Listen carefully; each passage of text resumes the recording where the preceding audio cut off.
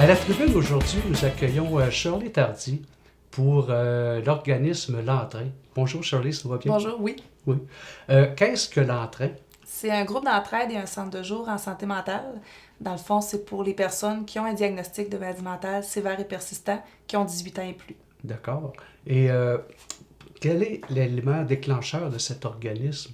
Bien, au départ, c'est arrivé le 6 juillet 92. OK. C'est des personnes qui ont un diagnostic de maladie mentale qui se sont retrouvées dans une maison. Puis ils se sont mis à parler entre eux de comment on vit avec le diagnostic, comment on vit avec la médication, avec les symptômes, tout ça. Puis ils ont réalisé que ça leur faisait du bien de s'en parler. Bien sûr. Puis ils se sont dit, on pourrait peut-être faire un lieu où on pourrait se réunir, où on pourrait jaser avec toutes des personnes qui ont sensiblement le même vécu, même si c'est pas le même diagnostic. Et il y a des fonds qui ont été débloqués par le gouvernement pour la région 0417 pour créer cette groupe d'entraide-là. Et vous desservez la région de l'Érable et Arthabasca? Oui, Arthabasca-Érable.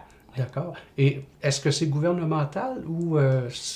Bien, on est un organisme communautaire à but non lucratif, mais on a 85% de notre financement qui vient là, des subventions gouvernementales. Puis pour le reste, là, c'est la ville de Victo, c'est Emploi Québec. On profite vraiment des opportunités qu'on a. Cette année, entre autres, on a le calendrier des gens d'affaires qui nous ont approchés, nous et un autre organisme en santé mentale de la région de Victo, pour justement là, redonner pour la santé mentale. Il y a 2 ans, on a eu Monseigneur Côté, l'école aux adultes à Victo, qui nous ont approchés pour faire de l'alphabétisation dans le milieu. Et il y avait des subventions qui venaient avec ce projet-là. Fait que c'est vraiment, là, on profite de toutes les opportunités qui peuvent passer. Oui, oui. Et faites-vous des activités pour amasser des fonds? Ou, Non, parce que malheureusement, on est une petite équipe, donc on n'a pas les effectifs là, pour faire des levées de fonds ou faire une fondation. Non, on n'a pas ça. Moi, je suis allé voir votre site Internet, là, puis j'ai vu là, tellement de... Je savais pas que ça existait autant de maladies mentales ou de syndromes, là, de... Ça n'a pas de sens. Oui, il y en a vraiment beaucoup. Puis nous, c'est vraiment, dans le fond, sévère et persistant, comme je disais tantôt. Donc, mettons, quelqu'un ferait un burn-out et il pourrait pas venir à l'entrain parce qu'une fois que ça va être réglé, qu'il va avoir mis des moyens en place, il ne refera peut-être plus de dépression. Nous, ça va être plus que ce qui est majeur. Dépression majeure, bipolarité, schizophrénie, des troubles alimentaires, troubles de personnalité limite, troubles anxieux. C'est le genre de diagnostic qu'on va avoir chez nous. Donc, c'est en fait, c'est pour... avec les réunions que vous faites, c'est pour sortir les gens de l'isolement, puis de se rendre compte que malgré les maladies qu'on peut avoir, ben il y en a d'autres. On peut avoir une belle vie quand même, c'est ça. Puis nous, dans le fond, on ne travaille pas sur le diagnostic. On connaît les diagnostics de nos participants, mais nous, c'est vraiment briser l'isolement, faire des activités de toutes sortes. Fait qu'on travaille rarement avec le diagnostic. On voit les symptômes, mais on veut leur changer les idées. Fait que souvent, moi, je leur dis, ton diagnostic, laisse-le à la porte. Même que tu repartes, il va être là. Il va t'avoir attendu. Mais viens te changer les idées. Viens profiter du temps d'être avec d'autres gens, d'être avec un groupe, puis faire des belles activités. Exact. C'est comme quand on travaille, puis qu'on prend un break, on parle pas de la job. C'est ça. C'est en plein ça. En fait, qu'offrez-vous comme service, puis qui peut en bénéficier de vos services, puis tout ça? Là? Oui, bien nous, c'est vraiment du groupe. On fait du suivi individuel, mais ponctuel. Mettons, un participant vient me voir, Shirley, ça va pas bien, j'aimerais ça jaser 5 minutes, je vais le faire. Mais si je vois que c'est quelqu'un qui vient, qui me parle de façon récurrente du même problème, je vais l'orienter plus pour avoir du soutien individuel, mettons au CLSC, par exemple. D'accord. Fait que nous, c'est vraiment du groupe. C'est des activités du lundi au vendredi. Et par activité, c'est toutes sortes d'activités. On fait des voyages, du sport, de la créativité, des groupes de discussion, on a des invités, on fait vraiment plein de choses. Puis c'est vraiment pour les personnes qui ont un diagnostic. Fait que, mettons, quelqu'un qui a une dépression, bien, son conjoint ne peut pas l'accompagner, à moins qu'il ait lui aussi un diagnostic. Mais c'est vraiment pour les personnes atteintes là, qu'on fait ces activités de groupe-là. Comment on peut participer à votre organisme à mieux vous faire connaître? Dans le fond, nous, on fait de la promotion, beaucoup. Oui, il y a la télévision communautaire là, qui nous a invités. On va faire de la représentation à l'hôpital en psychiatrie aux personnes hospitalisées une fois par mois. Fait qu'on en a après qui nous rappellent puis disent « Ah, je t'ai vu pendant que j'étais à l'hôpital, que ça allait moins bien, j'aimerais ça venir faire des activités. » On fait partie de plusieurs tables de concertation aussi, autant au niveau de l'intervention qu'au niveau politique, pour justement parler de la santé mentale, parler des maladies et des difficultés que ça peut apporter. Donc, on essaie d'en parler le plus possible. On a mis sur pied, il y a plusieurs années, l'atelier Premier Pas, qu'on appelle, qui, dans le fond, c'est soit 1h30 ou 3 heures, dépendamment de la version que les gens veulent. Et je présente, dans le fond, vraiment, c'est quoi les différentes maladies, c'est quoi les symptômes, comment ils vivent au quotidien. Parce que oui, dire je souffre de bipolarité, OK, mais c'est quoi ça, la bipolarité? Exact. Donc, on en parle, puis on donne vraiment des trucs. Comment on peut intervenir avec ces personnes-là? Parce que c'est des personnes comme vous et moi, ils ont juste des difficultés que d'autres personnes n'ont peut-être pas. Fait que c'est vraiment d'en parler le plus possible pour enrayer là, les préjugés et les tabous qui malheureusement sont encore très présents en 2019. C'est pas parce qu'on peut avoir une certaine maladie qu'on n'a pas de force intérieure non plus. Hein. Non, puis c'est important de savoir que la maladie mentale ne touche pas non plus l'intelligence. Exact. Fait que c'est pas une déficience intellectuelle. On en a qui vont avoir les deux diagnostics, mais on en a qui sont à l'université, qui ont des bacs universitaires, puis qui ont quand même un diagnostic. Là. Fait qu'il faut vraiment faire la différence entre les deux. Oui, exactement, oui.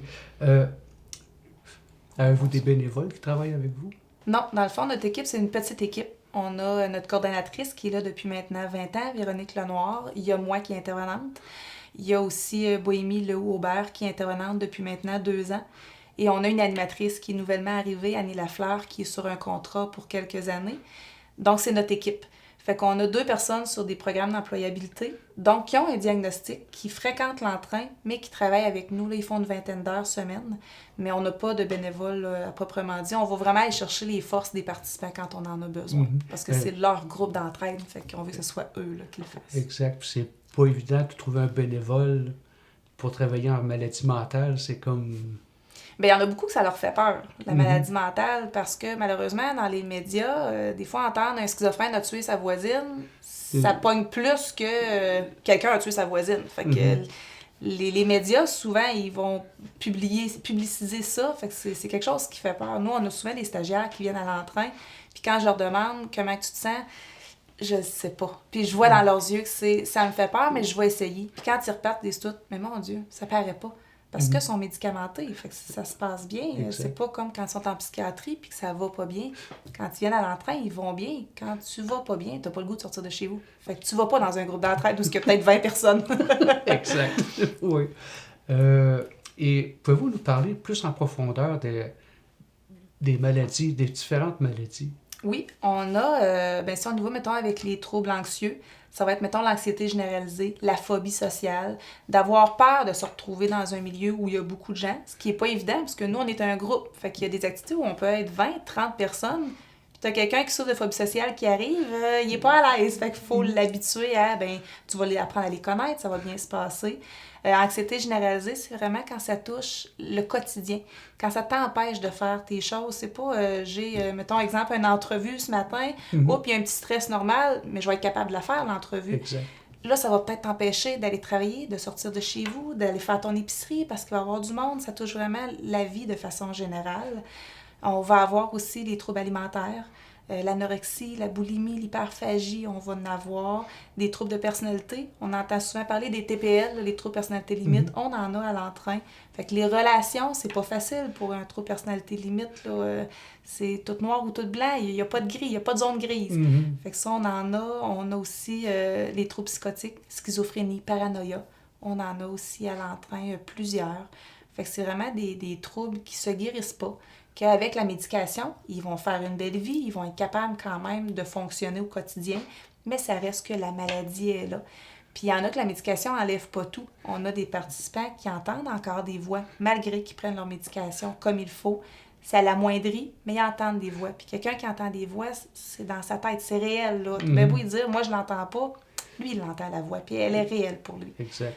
Fait que ça prend de l'énergie là, quand tu entends toujours ça, puis c'est rarement des voix qui sont agréables. Là. C'est des voix plus menaçantes. Fait que c'est pas juste comme un acouphène, là. Non, c'est ça. Puis c'est pas tu m'as-tu parlé? Non. Ah, OK, c'est là. C'est en dedans d'eux. Puis ça peut être des hallucinations au toucher, c'est auditif, c'est visuel. Fait que c'est vraiment plein de choses.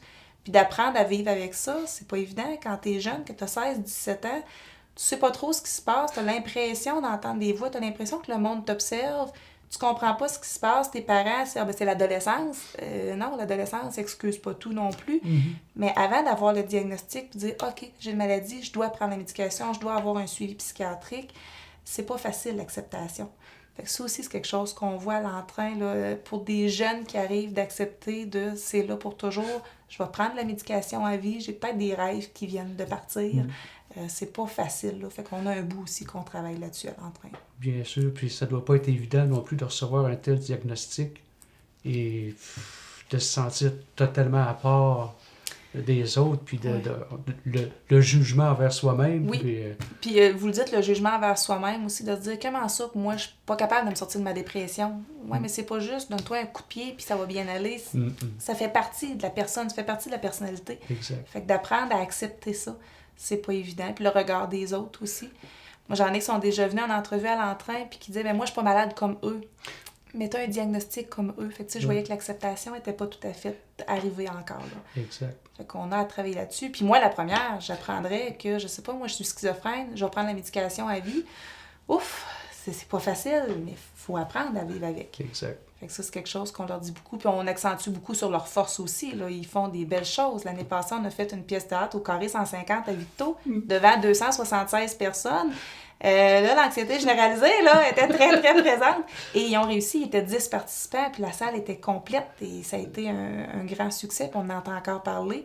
Mais l'estime de soi, de « Hey, j'ai fait ça », c'était quelque chose. Là. Puis on a demandé à la salle au début, combien parmi vous oserait venir sur scène faire la pièce de théâtre? C'est drôle, il n'y a pas grand monde qui ont levé la main. Fait qu'on se dit, c'est quelque chose là, d'impressionnant, puis ils ont réussi à le faire. C'est un exploit. C'est un exploit. Puis ils en parlent encore aujourd'hui de, mon Dieu, on a réussi à faire ça. Oui, parce que vous avez cru en vous autres, vous avez cru en moi, vous avez cru en notre metteur en scène, puis nous, on a cru en vous, puis vous êtes allés jusqu'au bout. Fait que c'était vraiment une belle fierté. Là. C'est extraordinaire, ça. Ouais. Comment pouvons-nous vous joindre? Bien, c'est vraiment d'appeler à la ressource, là, à l'entrain, dans le fond 819-751-1922. C'est de prendre un rendez-vous. Fait que nous, on fait déjà une petite amorce au téléphone quand quelqu'un nous appelle, de demander est-ce que tu es majeur, parce que c'est 18 ans et plus, est-ce que tu as un diagnostic? Parce qu'on organise aussi des beaux voyages. Fait que moi, j'ai déjà des personnes qui ont dit ah, ben vous faites plein de voyages, ça m'intéresserait. Est-ce que tu as un diagnostic? Non. Ah, moi, les subventions que j'ai, c'est pour ça. Fait qu'on les réfère ailleurs. Mais c'est vraiment d'appeler, prendre des renseignements. On fait une rencontre avec une intervenante où on explique nos règles de fonctionnement, nos activités. On en a des fois qui disent, ben moi, c'est un suivi individuel que je veux, mais tu ne trouveras pas ça à l'entrain. Fait qu'on va le référer ailleurs. Puis une fois que ça c'est fait, nous, c'est volontaire à l'entrain. Fait que les participants viennent quand ils veulent. Ils ont un calendrier tous les mois avec les activités, puis ils viennent aux activités qui les intéressent. Fait que ça aussi, c'est agréable de dire, je suis pas obligée d'être là tous les lundis après-midi. Je peux y aller à tous les jours, je peux être là une fois par année, puis c'est pas grave. C'est vraiment selon les intérêts qu'ils ont. Fait que c'est vraiment de nous appeler là, au premier contact. Exact.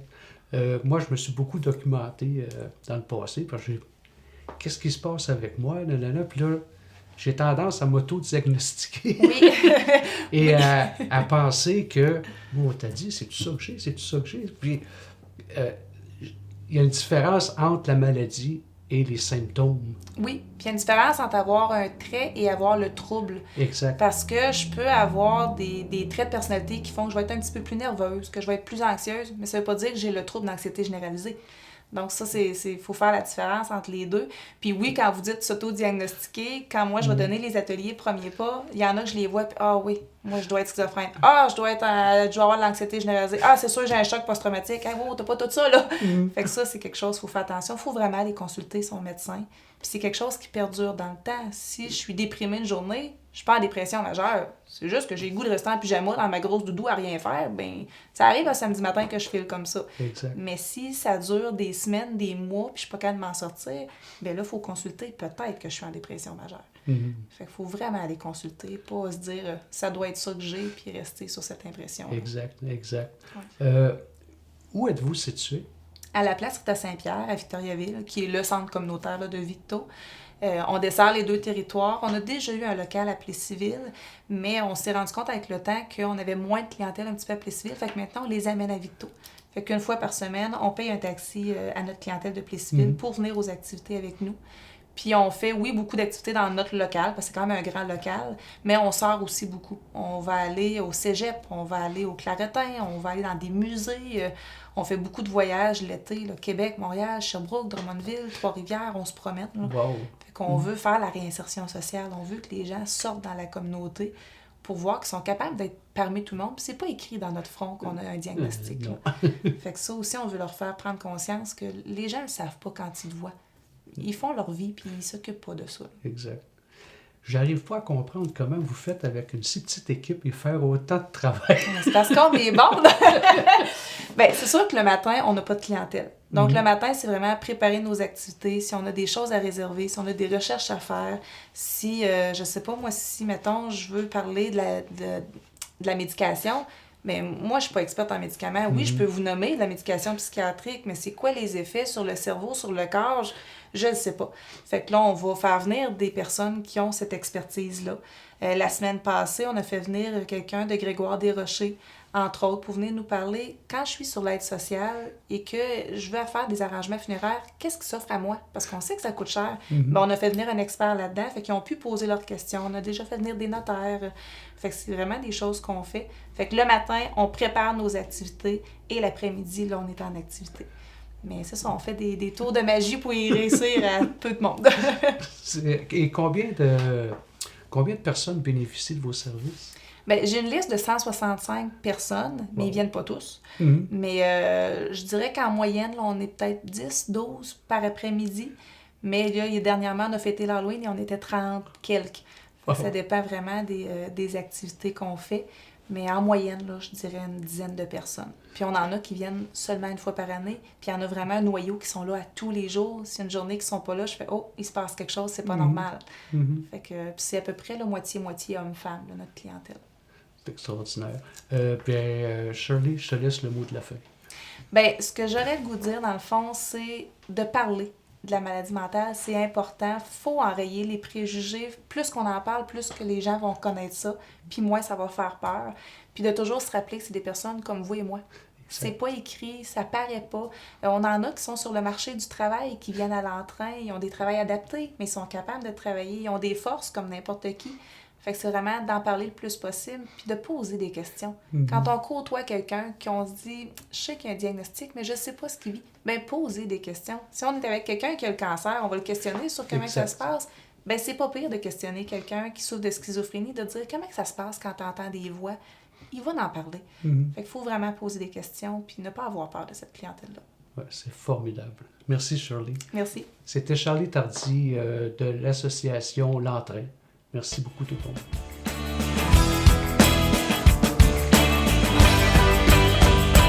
Est-ce que ta vision personnelle a changé depuis que tu travailles dans ce milieu-là? Moi, j'ai toujours aimé ça, cette clientèle-là. Fait que. Ouais, pas tant. Faut dire que j'en avais entendu parler parce que moi, dans la famille de mon père, il y a des dépressifs majeurs que j'ai pas nécessairement connus, mais il m'en parlait. Ma grand-mère, c'était une grande dépressive. Fait que moi, je suis arrivée là, puis non, j'avais pas peur de cette clientèle-là. Puis tu sais, il y en a des fois qui disent « Ah, t'as pas peur pour ta sécurité? » Ça fait 20 ans que je suis là, j'ai jamais eu peur pour ma vie. Là. Tu sais, oui, des fois, je me garde une distance à dire « Oh, il va un petit peu moins bien, mais on leur parle, puis ça fait pas, mais les policiers et les ambulanciers, là. C'est déjà arrivé qu'on appelle les ambulanciers et les policiers, mais... Fait que, tu sais, ma vision, non, elle n'a pas changé, parce que je suis arrivée avec cette vision-là il y a 20 ans. Fait que... Puis, on connaît-tu qu'est-ce qui déclenche la maladie mentale? C'est n'importe quel élément déclencheur.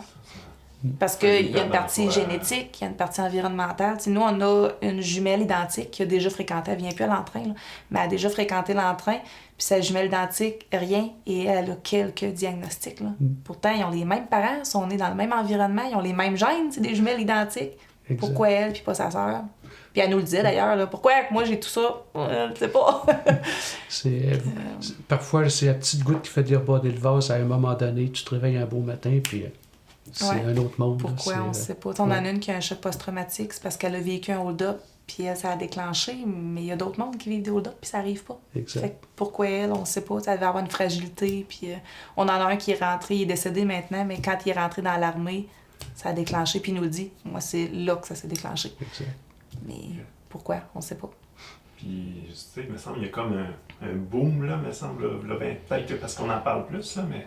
Mais c'est sûr qu'il y a eu la désince en 2002, là.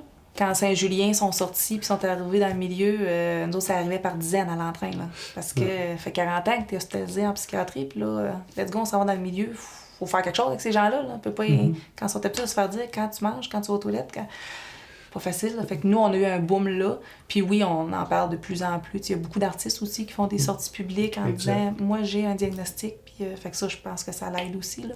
Un peu en rapport avec la désinstitutionnalisation qu'ils ont faite. Là, ils sont tous ramassés dans la rue. Puis, puis on a eu des services aussi qui ont été créés. Le CIC, là, maintenant qui est le CIM, là, c'est Centre d'intégration communautaire, c'est rendu le suivi intensif dans le milieu. Eux sont arrivés vraiment avec quand Saint-Julien a fermé. Ils ont créé ça parce que ça prenait des suivis. Là.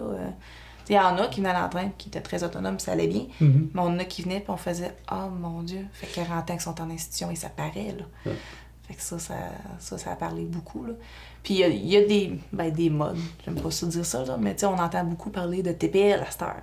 On dirait que tout le monde a un trouble de personnalité limite. Non, c'est pas tout le monde qui a le trouble, mais on a plusieurs qui arrivent qui font « Ah, moi je suis TPL. » T'as pas les symptômes, en tout cas. Fait que ça aussi, on le voit. Mais on en a quelques-uns qui sont intenses. Là. On a 2-3 bons TPL là, qu'on fait « Ah, chanson pour tout de même. » Mais ils aiment bien cette clientèle-là, mais ils sont siphonnants. Puis, je sais pas si tu as pu voir aussi depuis 20 ans une amélioration sur la médication au niveau de la... Nous, souvent, ils nous en parlent pas tant. T'sais, on sait qu'ils apprennent, là. On sait aussi quand ils apprennent pas, parce que là, on voit les symptômes qui reviennent. Mais qu'est-ce qui se passe au niveau de la médication? Moi, c'est pas mon dada, je pose pas tant de questions. Avant ça, ils essayaient de les endormir plus que d'autres choses, puis on dirait que ouais, c'est maintenant, ça. ils sont plus fonctionnels. Ils essayent le plus possible. Puis, tu sais, il y a vraiment des suivis, là. Si tu prends du poids, mais il faut que tu changes ta médication parce que c'est peut-être plus la même dose que tu as besoin. Le lithium, tu peux pas prendre ça pendant des années parce que maintenant, les reins peuvent arrêter de fonctionner parce que c'est quand même du sel, là. Fait que, tu sais, on en a un, entre autres, qui est décédé, celui qui était dans l'armée, là, qu'il a pris du lithium pendant des années et lui, ça y allait numéro 1. Mais ses reins ne fonctionnaient plus. T'arrêtes le lithium, puis ils n'ont jamais trouvé une médication qui faisait autant effet, là. Mais en même temps, ils se connaissaient bien. Fait que des fois, là, ils se mettaient à parler beaucoup, à parler fort, à rire beaucoup trop des jokes que je faisais. C'était comme, ça se peut-tu, toi, que... Ouais, ça va bien. Ça va trop bien. Ouais. Mais tu sais, j'étais capable de dire, ça se peut-tu que ça allait être trop bien le matin? Puis là, il me disait, ouais, OK, veux-tu, on va en parler avec ton intervenante. On va. Mais parce qu'ils se connaissaient bien. Il y en a d'autres, j'en ai une présentement, que j'ai l'impression qu'elle est sur un high, mais quand j'ai dit ça, alors ça va super bien. Ouais. C'est ça que je te dis. Exact. Fait que, tu sais, oui, la médication, il faut l'ajuster. Puis, quelqu'un qui vit une maladie comme ça, puis qui est médicamenté, puis que tout va bien, mais est-ce que cette personne-là qui va vivre des problèmes émotionnels dans sa vie, ça peut déranger la médication, ces choses-là? Hein? Parce que l'hygiène de vie, il fait pour beaucoup. On dit pour n'importe qui, il faut bien dormir, il faut bien manger, il faut faire du sport. Eux aussi. Fait que oui, s'il arrive un choc émotif trop grand, ça se peut que ça vienne jouer. Comme nous, ça jouerait sur notre morale, eux aussi. Fait que oui, des fois, on réajuste un petit peu la médication pour donner un petit coup de pouce, pour aider un petit bout de temps. Mais en même temps, souvent, ce que je leur dis, si tu es bipolaire, oui, tu vas avoir des highs, tu vas avoir des downs, mais ça se peut qu'une journée, tu files un petit peu mieux. Ça veut pas dire que tu es sur un high, ça veut juste dire que cette journée-là, ça va bien. Fait que si tu as une émotion qui est tout le temps au neutre, c'est-tu plate, pas rien qu'un peu. Puis moi, je leur dis, moi, je suis pas toujours sur le neutre. Des journées, je suis plus énervée, des journées que, je file plus mollo. Et pourtant, je suis pas bipolaire. Je suis normale. Toi aussi. Ça se peut que tu aies la bipolarité, puis ça se peut qu'il y ait des journées que tu te sens différent. Mais il faut juste faire attention que ça ne prenne pas trop un high ou trop un down. Exact. C'est pour ça que ça prend un milieu émotionnel le plus stable possible. Oui, c'est pour, ça. Puis leur faire nommer les émotions. On en a aussi des fois qui disent « Je sais pas trop ce que je vis. T'es-tu en colère? T'es-tu... Je sais pas. » On va travailler là-dessus parce que ça se peut que tu sois en colère, ça se peut que tu sois triste, ça se peut que tu sois joyeux. C'est normal. Fait que on travaille beaucoup à faire nommer les bonnes choses puis pas tout mettre sur le dos de la maladie non plus. La médication, elle va jouer sur la concentration, elle va jouer sur le temps de réaction des fois. Des fois, on leur parle puis c'est un petit peu plus long, c'est un petit peu plus difficile. Les faire sentir un peu plus humains à travers leur maladie. Oui, c'est ça. Souvent, on leur dit, moi, quand ils me disent « Faut que je prenne la médication à vie », si tu étais diabétique et tu avais besoin de ton lithium, tu le prendrais à vie aussi. Exact. Puis tu ne serais pas jugé parce que c'est une maladie physique. Là, c'est une maladie mentale, ça fait peur. C'est la même médication. Exact. Tu la prends pour aller bien. Mais en même temps, je peux comprendre quand ils disent là, je vais bien, j'ai plus de symptômes, je vais l'arrêter la médication. Tu peux essayer. Ça se peut que ça ne fonctionne pas. Souvent, les symptômes vont revenir là, parce que nous, on est en sévère et persistant, donc les symptômes reviennent. Mais on en a plusieurs qui ont essayé d'arrêter la médication, puis maintenant ils font « OK, ça va pas bien quand je l'arrête, bien, prends-la, puis fais ta vie avec ça, puis c'est correct. » Ben, c'est le processus d'accepter, puis tout ça, puis là, je vais mieux, tu sais, je pense qu'il n'y a pas personne qui voudrait du jour au lendemain prendre de la médication pour le reste de ses jours. Non. Souvent, je leur dis, moi, la première, je testerais-tu d'arrêter la médication? Probablement que oui. Mais je vais te dire, fais pas ça. Mais sûrement que je l'essayerais parce que t'espères que t'es guéri puis tout va bien. On pense que c'est juste une petite pause, puis... C'est ça. Fait que c'est normal d'essayer, mais il faut à un moment donné apprendre aussi qu'est-ce qui est le mieux pour moi. C'est toujours ça, je leur dis, trouve ce qui est le meilleur pour toi. Moi, je peux te dire ce que j'en pense, je peux te dire ce que le médecin en pense, mais toi, qu'est-ce que t'en penses, puis qu'est-ce qui fait que tu vas bien. Fait que c'est ce qu'on essaye le plus possible là, de leur faire réaliser. Y a-tu, dans le fond, si je comprends bien, c'est vraiment de donner une certaine, les faire socialiser puis donner une certaine fierté dans les petits gestes, des fois, qui sont... leur donner des petites fiertés avec des activités. Y a-tu des activités qui fonctionnent plus que d'autres? Ah ouais, la créativité. Okay. Ou l'art? Ah oui, l'art, ça, ça fonctionne bien parce qu'ils se réalisent, puis on va leur faire plein de projets. Là. Des fois, ils m'arrivent, je leur ai fait faire des murales, des fois, ça n'avait pas de sens. Une fois, il y a quelques années, je leur ai fait faire des petits carreaux de 2 cm3, là. Mais c'est une murale qui prend un mur, puis c'est le logo de l'entrain. Puis là, quand je leur ai expliqué ça, ils ont fait « Quoi? Des carrés de 2 cm? » Je fais « Oh, on est capable. » Ça a été long, mais ils l'ont fait et c'est affiché à la place de Saint-Pierre. Puis ils sont fiers quand ça se passe. Ils font, c'est moi qui ai coupé ces carreaux-là, mais c'est de les couper, c'est de les coller à la bonne place, de faire le logo. Puis moi, bien sûr, je leur faisais faire un peu perdu, pas qu'ils voient le résultat final. Mais quand je leur dis des projets comme ça, ils me disent toujours, toi, puis tes grands projets, je fais, on va y arriver. Puis ils réussissent tout le temps. Mais la première réponse qu'ils me disent, c'est toujours, je serais pas capable. Oui, fais-toi confiance, t'es capable. Si moi j'ai été capable d'avoir l'idée, toi t'es capable de la réaliser.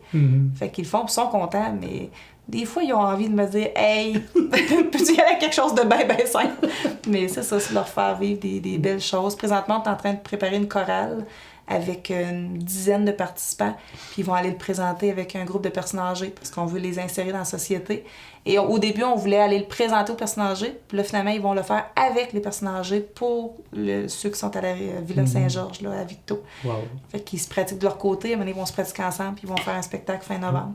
Fait qu'on aime ça, pouvoir justement leur montrer qu'ils peuvent faire plein de choses. T'as pas besoin d'être un chanteur professionnel, faire une chorale. Exact. T'es une gang, même si tu fausses, ça paraîtra pas, parce que t'en as 9 autres autour de toi qui chantent bien. C'est d'apprendre à dépasser nos limites, hein? Sortir de l'isolement, puis expérimenter, puis il n'y a rien de mieux que les arts pour ça. Hein? C'est ça, puis de dédramatiser. Tu sais, moi, souvent, je vais leur parler, puis des fois, je me trompe dans ce que je leur dis, puis je me mets à rire, puis je fais « L'avez-vous vu? » Non, ouais, puis ils se mettent à rire, je fais « On recommence! » C'est de leur montrer qu'on est tous des humains, on se trompe tous, on fait tous des essais, puis il faut essayer dans la vie, puis il faut se dire « Ça, j'ai réussi, j'en profite. » Puis après, c'est de se rappeler ces forces-là que j'ai réussi.